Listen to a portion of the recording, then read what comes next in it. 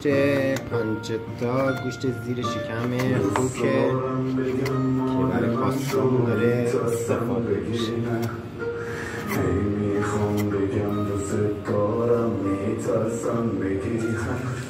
گوشت زیر شکم خوکه.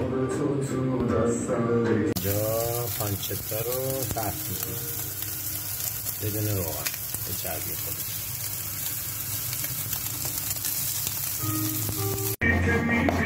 اینم پارمسانه